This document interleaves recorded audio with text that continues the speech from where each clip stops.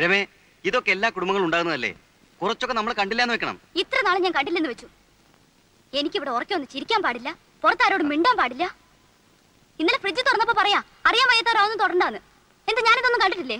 അമ്മയുടെ സ്വഭാവം അതാണെന്ന് വെച്ച് അതങ്ങോട്ട് സഹിക്കുക. വേണ്ട, ഞാൻ ഇവിടുന്ന് വലിഞ്ഞേറി വന്നൊന്നുമല്ലല്ലോ. എനിക്കും വീട്ടുകാരൊക്കെ ഉണ്ട്. പക്ഷെ എനിക്ക് എന്റെ അമ്മ മാത്രമേ ഉള്ളൂ. അമ്മയാണ് എന്നെ വളർത്തി ഇതുവരെ ആക്കിയത്.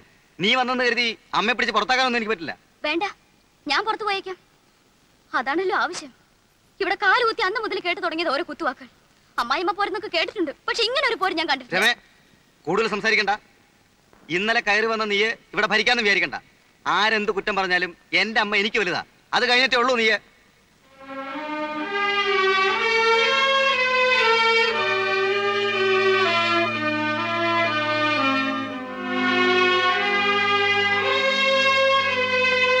രാജാവ് പറഞ്ഞു, ധർമ്മിഷ്ഠൻ മുനിരാജാവിനാൽ ശപിക്കപ്പെട്ടതെന്തിന്? നടുവകത്തെ അയലിന്മേൽ വെള്ളത്തുണി ഞാത്തിയിടും, പഞ്ഞി കൊണ്ട് മീശയും താടിയും വെക്കും. നിഴൽ നാടകം. അമ്മയാണ് എന്നും കാഴ്ചക്കാരി. എനിക്കന്ന് 5 വയസ്സാ.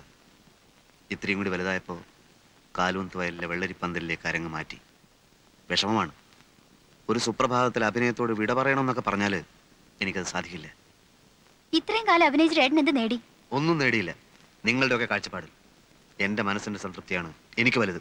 നേട്ടോ അത് തന്നെ. ഭാവിയെ പറ്റി ഒന്നും ആലോചിക്കേണ്ടെന്നാണോ? ഞാൻ മുരളിയേട്ടനോട് പറയാം, എന്തെങ്കിലും ബിസിനസ് തുടങ്ങാനുള്ള സഹായം. അല്ലേ?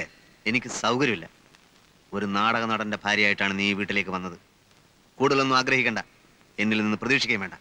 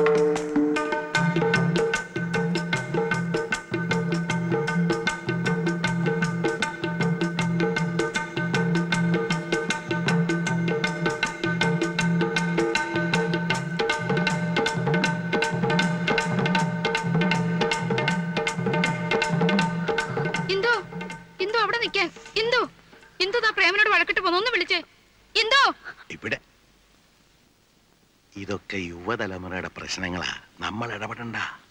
അകത്ത് ഒരു ചായ എടുക്ക്. ചെല്ല്.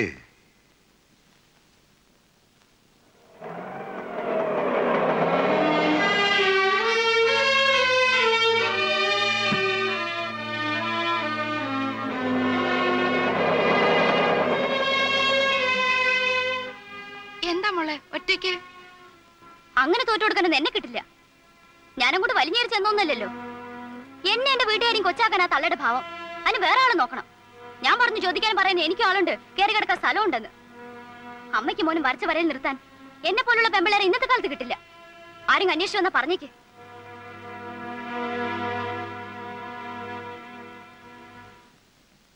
ഇതെന്താ? ഇതും യുവതലമുറയുടെ പ്രശ്നമാ, നമ്മൾ ഇടപെടണ്ട. അപ്പയ്ക്കോ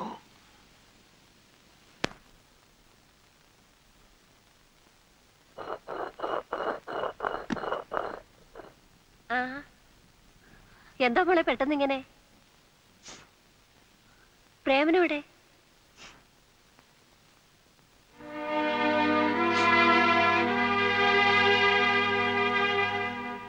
എന്താ ഇവിടെ വഴക്കിട്ട് വന്നിരിക്കുകയാണോ? ആ വീട്ടിൽ എന്റെ ആവശ്യമില്ലെന്ന് തോന്നി. എന്ത് പ്രശ്നമുണ്ടെങ്കിലും പ്രേമനോട് പറഞ്ഞാ പോരെ? പ്രശ്നം തന്നെ പ്രേമേട്ടനാണെങ്കിലോ?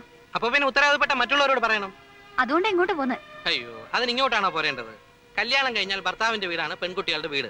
ഭർത്താവിന്റെ അച്ഛനും അമ്മയും കഴിഞ്ഞ് മറ്റുള്ളവർക്ക് സ്ഥാനമുള്ളൂ. എന്തെങ്കിലും ഉണ്ടെങ്കിൽ അവരോടാണ് പറയേണ്ടത്, അവരെയാണ് അനുസരിക്കേണ്ടത്. അപ്പൊ കല്യാണം കഴിച്ച് അയച്ചു കഴിഞ്ഞാൽ നിങ്ങളുടെ എല്ലാ കടമയും തീർന്നോ? തീർന്നു എന്ന് തന്നെ പറയേണ്ടി വരും. മുരളി, അമ്മ ഒന്നും പറയണ്ട. ഇവൾക്ക് മാത്രമല്ല പല പെൺകുട്ടികൾക്കുള്ള അസുഖമാണ്. എന്തെങ്കിലും നിസ്സാര കാര്യത്തിന് ഭർത്താവുമായി പിണങ്ങുക, ആ വീട്ടുകാരായിട്ട് വഴക്കുണ്ടാക്കുക, എന്നിട്ട് പെട്ടിയും തൂക്കി നേരെയും പോരുക. സ്വന്തം വീടും ആങ്ങളമാരും ഒക്കെ ഉണ്ടല്ലോ എന്നുള്ള അഹങ്കാരമാണ്. അതിന് വളം വെച്ചു കൊടുത്താൽ പിന്നെ കൂടുതൽ ദുഃഖിക്കേണ്ടി വരും. എന്തു പ്രശ്നങ്ങളില്ലാത്ത കുടുംബങ്ങളില്ല. കുറെയൊക്കെ അഡ്ജസ്റ്റ് ചെയ്യണം എല്ലാവരും. തൊട്ടതിനെ പിടിച്ചതിനൊക്കെ ഫീൽ ചെയ്യാൻ തുടങ്ങിയാൽ പിന്നെ അതിനെ നേരം ഉണ്ടാവും. എന്തൊക്കെ എന്നെ പറഞ്ഞെന്ന് അമ്മയ്ക്കറിയോ? അതൊന്നും അമ്മ അറിയേണ്ട കാര്യമല്ല. പ്രേമനെ അവന്റെ കുടുംബത്തിനെ ഞങ്ങൾ അറിയാത്തൊന്നും അല്ലല്ലോ. വെറുതെ ചീപ്പ് സെന്റിമെന്റ്സുകൾക്ക് സമയം കളയാതെ എന്റെ മോള് പോവാൻ നോക്ക്. ചേട്ടൻ ഇത്രയ്ക്ക് സ്നേഹമില്ലാത്തവനാണെന്ന് ഞാൻ മനസ്സിലാക്കിയിരുന്നില്ല. ഇപ്പൊ മനസ്സിലായല്ലോ. നേരം കളയാച്ചല്ലേ. ഏതായാലും വന്ന നിലയ്ക്ക് മോൾ എന്തെങ്കിലും കഴിച്ചിട്ട് പോയാ മതി. അമ്മ അതിനൊക്കെ ഇനിയും നേരമുണ്ടല്ലോ. അവള് പോയാലും ഇടയ്ക്ക് പ്രേമനായിട്ട് ഇങ്ങോട്ട് വരികയൊക്കെ ചെയ്യും. വാ, ഞാൻ നിന്നെ വീട് വരെ കൊണ്ടാക്കാം. വാ. അങ്ങനെ എനിക്ക് വേണ്ടി ബുദ്ധിമുട്ടണമെന്നില്ല. ഇവിടം വരെ വന്ന എനിക്ക് തിരിച്ചു പോകാനുള്ള വഴിയും അറിയാം. മോളെ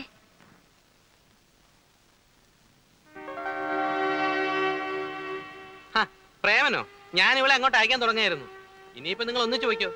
അമ്മേ, ദേ ഇത്രേ ഉള്ളു കാര്യം. ഞാൻ വന്നത് കുറ്റബോധം കൊണ്ടൊന്നുമല്ല, ഈ ഒരു കാരണം കൊണ്ട് വീട്ടിൽ പ്രശ്നം ഉണ്ടാവണ്ടെന്ന് വിചാരിച്ചിട്ടാ. നടന്നോ. കൊടുക്കാവുന്ന ഒരു ഡോസ് ഞാൻ കൊടുത്തിട്ടുണ്ട്. ഇനി വേദനിപ്പിക്കണ്ട. പെട്ടെന്ന് എന്തെങ്കിലുമൊക്കെ വിളിച്ച് പറയുന്നേ ഉള്ളൂ. അവള് പാവാ. ശരി, എന്നാ അങ്ങനെ ആവട്ടെ. അവൾക്ക് വല്ലാത്ത വിഷമായിട്ടുണ്ടാവും. കൂടുതൽ വിഷമങ്ങൾ ഉണ്ടാവാതിരിക്കാൻ ഈ ഒരു വിഷമം നല്ലതാണ്. മോളെ, ഇനി അമ്മ ഒരു കാര്യം പറയട്ടെ.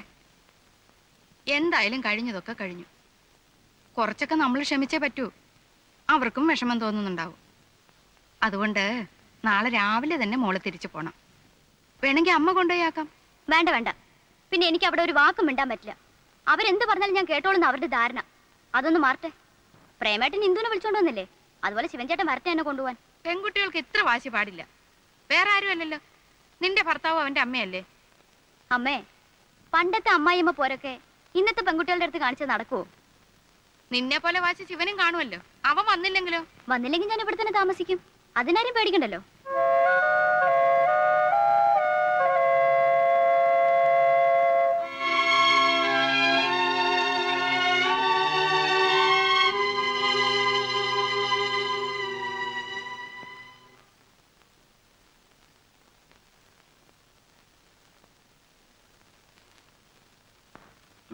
ആ.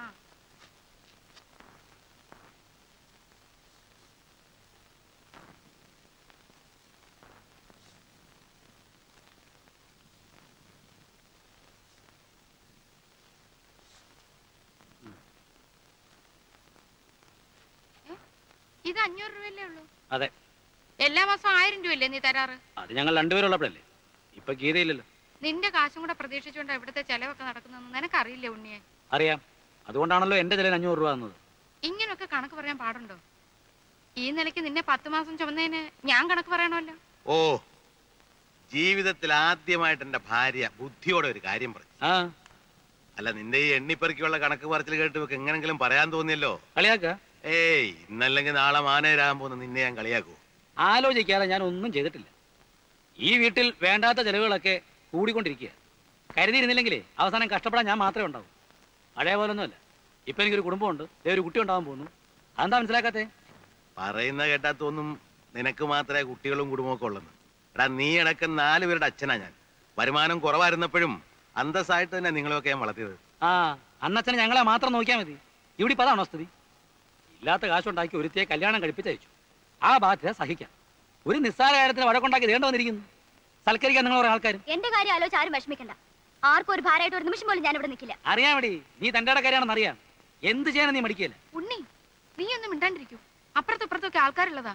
ഞാനൊന്നുറക്കെ സംസാരിച്ചാൽ നിങ്ങൾ കുറച്ചിലാണല്ലേ. ഇവിടെ വന്നു കയറി ഒരുത്തി പെട്ടിയും തൂക്കി ഈ പടി കടന്നാണല്ലോ പുറത്തേക്ക് പോയത്. അപ്പൊ നിങ്ങൾ കുറച്ചിലുണ്ടായില്ല. ഉണ്ണി, രമയെ പറ്റി നിനക്ക് പറയാം. അവള് നിന്റെ പെങ്ങളാ. പക്ഷെ നിന്റെ അനിയന്റെ ഭാര്യയെ കുറിച്ച് പറയാൻ നിനക്ക് അവകാശമില്ല. അതും അവനോട് ഇല്ലാത്തപ്പോ. ആ, അവൻ എന്നേക്കാൾ യോഗ്യനാണ്. 1800 രൂപ ശമ്പളം വാങ്ങിക്കുന്ന ഞാനോ മാസാമാസം 500 രൂപ തികച്ച് കയ്യിൽ വാങ്ങിക്കാത്ത പ്രേമനോ വലുത്? 1800 രൂപ ശമ്പളം വാങ്ങുന്ന നീ വീട്ടിലവന് 500 രൂപ തരുന്നു. അതും കണക്ക് പറഞ്ഞുകൊണ്ട്. മാസം 500 രൂപ തികച്ച് കൈ മേടിക്കാത്ത പ്രേമൻ കിട്ടുന്ന മുഴുവൻ തരുന്നു. രണ്ടും തമ്മിൽ വ്യത്യാസമുണ്ട് മോനെ. എന്റെ നോട്ടത്തിൽ അവൻ തന്നെയാണ് വലുത്. നിന്നെ ഞാൻ വളർത്തി പഠിപ്പിച്ച് ഈ നിലയിലാക്കിയത് എന്റെ തെറ്റ്. പഠിപ്പിച്ച് വലുതാക്കി കാര്യമൊന്നും പറയണ്ട.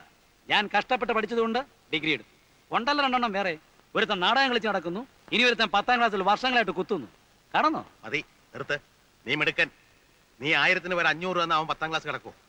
പ്രേമന് വരുമാനം കൂടുവോ? പിണങ്ങി വന്ന് നിന്റെ പെങ്ങളെ തിരിച്ചു പോവോ? വേണ്ട, നിന്റെ സഹായം ഇല്ലെങ്കിൽ നിനക്കും കൂടെ ചോറ് തരാൻ നിന്നെ കൊണ്ട് കഴിയും. ഡേ, ആ രൂപ അങ്ങ് തിരിച്ചു കൊടുത്തേ. കൊടുക്കാൻ കൊണ്ടുപോ.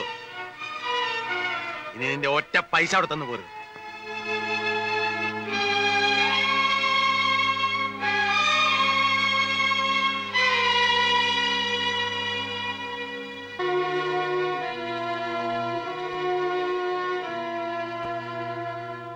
എന്റെ പൈസ നിങ്ങൾക്ക് ആവശ്യമില്ല അല്ലേ? ഇല്ല. എന്നാൽ ഇത് മാത്രം പോരാ, വേറെ ഒരുപാട് കാശ് ഞാൻ ഈ വീട്ടിലേക്ക് ചെലവാക്കിയിട്ടുണ്ട്. അതെല്ലാം എനിക്ക് കിട്ടണം.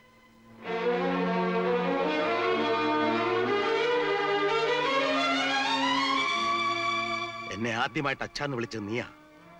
ആദ്യത്തെ സന്താനം എന്ന് പറഞ്ഞ് നിന്നെ ഞാൻ ഒരുപാട് ലാളിച്ചിട്ടുണ്ട്. ഈ തോളിലിരുത്തിയ നിന്നെ സ്കൂളിൽ കൊണ്ടാക്കിയതും തിരിച്ചു കൊണ്ടുവന്നതും. ബുദ്ധിമുട്ടുകൾ അറിയിക്കാതെ നീ ആഗ്രഹിച്ച എന്തും വാങ്ങി തന്ന് നിന്നെ വളർത്തി വലുതാക്കിയ ഞാനാടാ. എനിക്കൊന്നും അറിയണ്ട. ബികോം ഡിഗ്രി ആയിട്ട് അലഞ്ഞു നടക്കുമ്പോൾ നിനക്കൊരു ജോലി വാങ്ങി തരാൻ വേണ്ടി ഞാൻ മുട്ടാത്ത വാതിലുകളില്ല. എത്ര പേരുടെ കൈയും കാലും പിടിച്ചാണ് നിനക്ക് ഈ ജോലി വാങ്ങി തന്നെന്ന് അറിയാവോടാ? എനിക്കൊന്നും അറിയണ്ടെന്ന് പറഞ്ഞില്ലേ?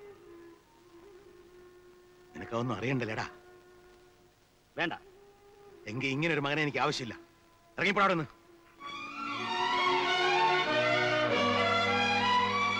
അങ്ങനെ വെറും കൈയോടെ ഇറങ്ങിപ്പോകാൻ എന്നെ കിട്ടില്ല. പുന്നാരമ്മയുടെ കല്യാണത്തിന് എന്റെ പ്രോബ്ലം ഫണ്ടിൽ 25,000 രൂപ എടുത്തു കൊടുത്തത്. ആ രൂപയ്ക്ക് തിരിച്ചു കിട്ടണം. അത് തന്നാ നീ ഇവിടെ നിന്ന് ഇറങ്ങിപ്പോവോ? ആ നിമിഷം ഇറങ്ങിപ്പോ. എന്നാ മരിച്ചുപോയ കാരണവന്മാരുടെ പേരിൽ ആണയിട്ട് ഞാൻ പറയാണ്, ഇന്ന് മുതല് നിന്റെ കടം തീർക്കാന്നുള്ള മാത്രമാണ് എന്റെ ലക്ഷ്യം. അത് തീർക്കുന്നവരെ ഞാനും നീ തമ്മിൽ ഒരു ബന്ധവുമില്ല. ഞാനോ എന്റെ വാക്കുകൾക്ക് വില കൽപ്പിക്കുന്നവരോ നിന്നെ കാണില്ല, സംസാരിക്കില്ല. പിന്നെ കടം തീർക്കുന്നതിന് മുമ്പ് ഞാൻ മരിച്ചുപോയാൽ എന്റെ ചെതയ്ക്ക് തീ കൊളുത്താൻ പോലും നീ വീട്ടിനകത്ത് കാലുകുത്തരുത്. ഇറങ്ങിപ്പോടാ, ഇറങ്ങിപ്പോടാ പട്ടി. ഇങ്ങോട്ട് മാറി നിൽക്കില്ല, അവൻ പോട്ടെ. ഓടാ ഇറങ്ങി.